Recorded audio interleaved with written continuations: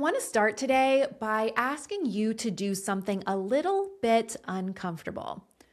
I want you to think back to the lowest you've ever taken your calories, the most restricted you've ever been. Maybe you were doing a program that put you on 800 calories a day. Maybe you went lower than that on your own because the program wasn't working and you didn't know what else to do. Maybe you've never counted a single calorie, lucky you, but you know in your gut that there were long stretches where you were running on almost nothing. Maybe black coffee in the morning, something small at lunch, trying to hold out as long as you could before dinner. I know that's what it was like when I was dancing professionally. I was starving all the time, always hungry, and never really eating to support my body. Now, I want you to think about what happened when you did that. Did the weight come off? Maybe for a little while, maybe even a significant amount at first, but then did it slow down? Did it fully stop? Did the exhaustion set in? Not just like physical tiredness, but a kind of bone deep fatigue that made it hard to concentrate, hard to show up the way you wanted to, hard to feel like yourself.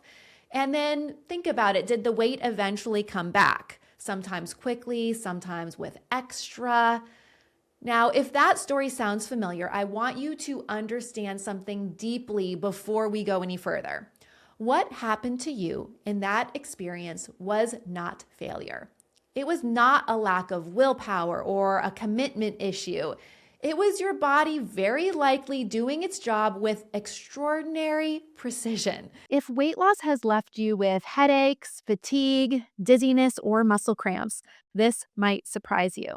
I'm Dr. Ashley Lucas, and one of the most common issues I see during weight loss is underhydration at the cellular level.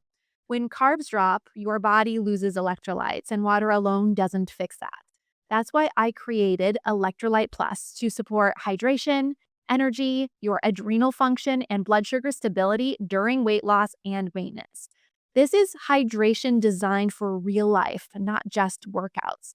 Visit dr.ashleywellness.com, use code YouTube10 for 10% off your first purchase or 20% off your first subscription order with free shipping. Plus, enjoy a 30-day money-back guarantee.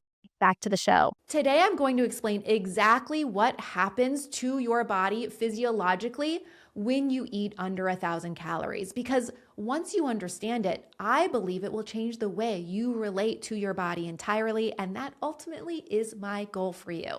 Now, I'm Dr. Ashley Lucas. I'm a PhD nutritionist, a registered dietitian. I'm the founder of PhD Weight Loss, where we've helped over 12,800 people to date drop more than 480,000 pounds nationwide. I have spent over a decade in clinical practice watching this pattern repeat over and over again.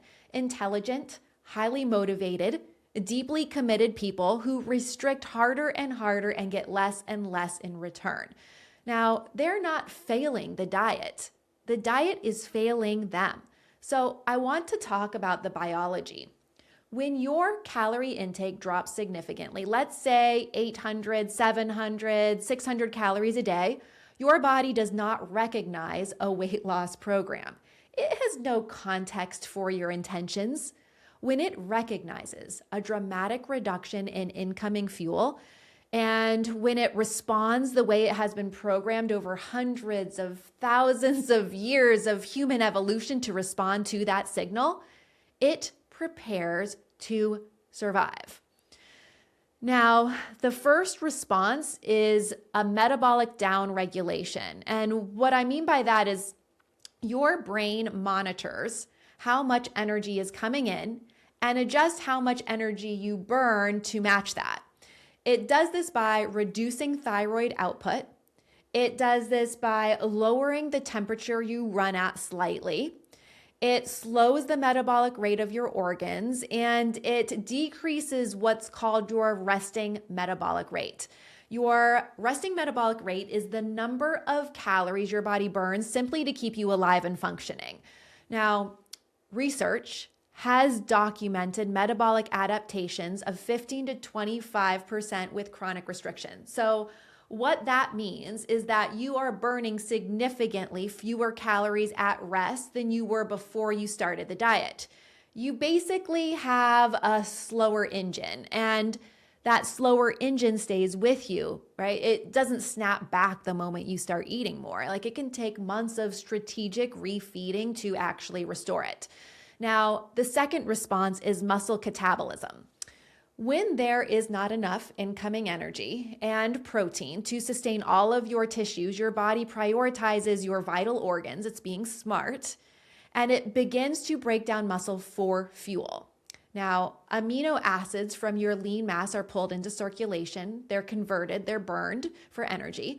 This is why people who lose weight on very low calorie diets often look smaller, but they look softer. Same with GLP-1s. They just make you eat less, and people are dropping massive muscle with the fat, and they look really significantly older as a result and a little bit softer. Now, for these folks, they have lost both fat and muscle that used to give the body its shape and its tone. Now, this is really important, and even more importantly, they've lost metabolic tissue. Every pound of muscle lost is a further reduction in your resting calorie burn. That makes this cycle continue to propagate and deepen. Now, if you've been through this more than once, if you've lost weight and regained it, lost it and regained it, and you feel like each cycle is harder than the last, that feeling is totally accurate, by the way, and it has a biological explanation. Your muscle has been depleted across those cycles. Your metabolism has adapted downward. Now, this is exactly what we repair at PhD Weight Loss. So if you're listening to this on a podcast platform, you need to come find us at myphdweightloss.com. If you are watching this on YouTube, the link is waiting for you in the description. So head over there to check that out. Now, the third response to the body when we chronically restrict calories is a hormonal disruption. And this one is often the most insidious because people don't connect it to their eating. Now, when you restrict severely, cortisol rises. I have a ton of videos on cortisol. So if you're interested in learning more about cortisol and you want to do a scientific deep dive with me, just head on into the description and we'll make sure to include a link. Cortisol is your stress hormone. And from your body's perspective, famine is a form of stress, right? A serious one. Elevated cortisol sends a clear signal to your fat cells, and it tells them, hold on, preserve. Something bad's happening. Don't release it. I'm going to need it later. And interestingly enough, cortisol is particularly protective of visceral fat. It actually helps you make more of the visceral fat. And that visceral fat is like kryptonite. You do not want it on your body. The visceral fat, by the way, you guys, is the fat around your belly and in and around the internal organs. You do not want this visceral fat because the body treats that as high access emergency fuel reserve. So even if you're eating almost nothing, your body is actively resisting letting go of that fat that you most want to be gone. Now, this is not broken biology. This is exquisitely functional biology. It's operating exactly as intended. Now, I want to stay with cortisol for a second because this connection is so important. When cortisol is chronically elevated from restriction, it also disrupts your sleep. And now you know, poor sleep then further elevates cortisol the following day. Then elevated cortisol suppresses recovery. It increases inflammation. We know that inflammation is the root of all diseases, and it makes blood sugar harder to regulate. So you end up in the cycle where the restriction that was supposed to solve the problem is actively perpetuating it. Now you feel worse and worse while trying harder and harder. Now, if this resonates with you, please hear me. You are not doing it wrong. It's the approach. It's the approach itself that is the problem.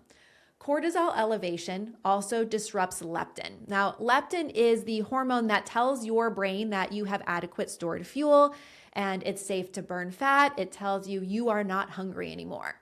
So when this hormone, when leptin drops, hunger is going to go up. Cravings for high calorie foods intensify because your body's like, I need as many calories as quickly as possible. and your brain begins to override almost everything in pursuit of food. Like it has one focus, and all it wants to do is have you focus on consuming high calorie, energy dense foods like the donut, like the pie, like the pizza and the beer. So now I want you to understand that when you have breakdowns in your quote unquote willpower, or you feel like you are lacking discipline, you understand that these are not moral failures. It's a result of dysregulated hormonal signaling. Now, beyond cortisol and leptin, severe restriction affects your thyroid hormones, which governs your metabolic rate as well as reproductive hormones. Now, in women, estrogen and progesterone can shift significantly with chronic undereating. This will affect mood, sleep, your cycle regularity, and body composition. In men, testosterone is suppressed. These are not minor side effects. This is massive. These are system-wide signals that the body is under threat. Now, here's what I want you to understand as a whole picture. When you eat 600 or 800 calories a day, you are not just creating a calorie deficit. You are activating a full biological emergency response that slows your metabolism, that breaks down muscle for fuel, that elevates cortisol, that suppresses fat burning, and increases hunger and cravings to a level that no amount of willpower can permanently override. You are fighting your own survival system. Your survival systems are older and more powerful than any motivation you can generate on a Monday morning. So, how does this work? What does work? Well, the answer is consistently and counterintuitively to most people, eating more. But within eating more, eating differently than you're used to. Adequate protein at every meal, you guys, to protect and rebuild your muscle. Healthy dietary fat to slow digestion and stabilize blood sugar. Enough total calories distributed throughout the day to tell your body that famine is over, that there is enough, that it is safe enough to release stored fat rather than to hoard it.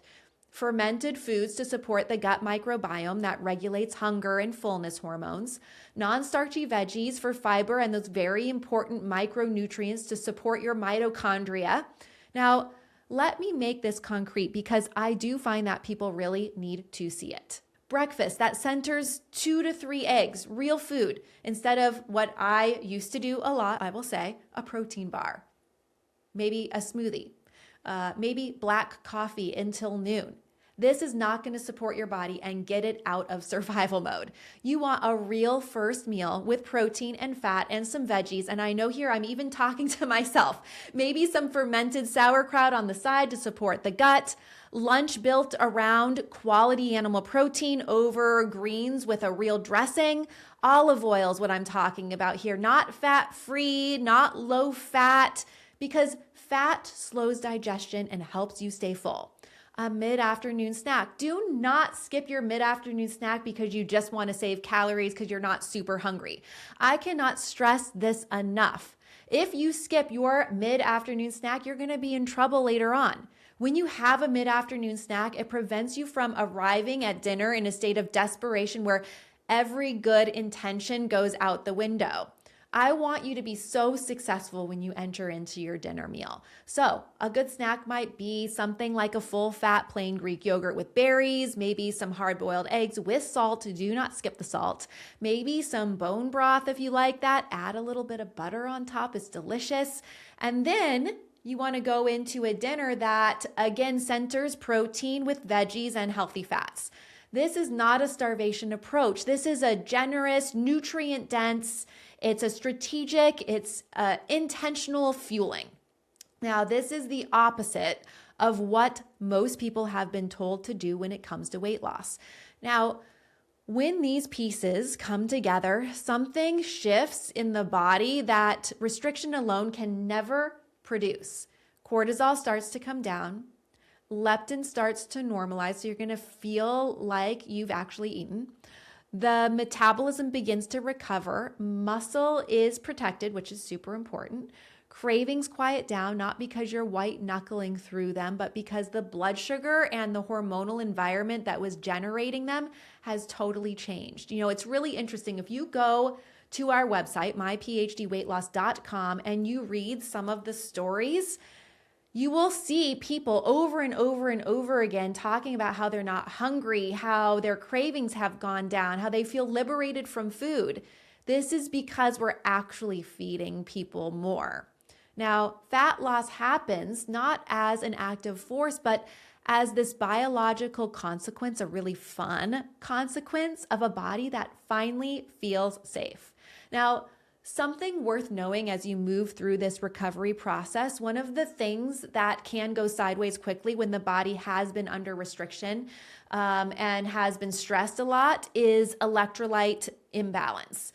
Your adrenals take a hit, your hydration suffers, and together those two things contribute to the fatigue and the brain fog that makes everything a bit harder. So I made a product, it's called Electrolyte Plus, specifically with this situation in mind. Now, it's not just sodium and magnesium, potassium, it has that, of course, as well, but it includes really high quality patented forms of zinc and vitamin C for immune support and adrenal support, because we have to support the adrenals when we are dropping weight. It also includes chromium to help with blood sugar regulation and cravings. And it's something that the majority of our PhD weight loss clients use. And if you are a client at PhD Weight Loss and you're not using it yet, you need to, because it's going to help your metabolism repair, and you will find that you feel better during the process of dropping weight. If you are on a GLP-1, you must be taking an electrolyte. So even if you don't go the Dr. Ashley wellness route,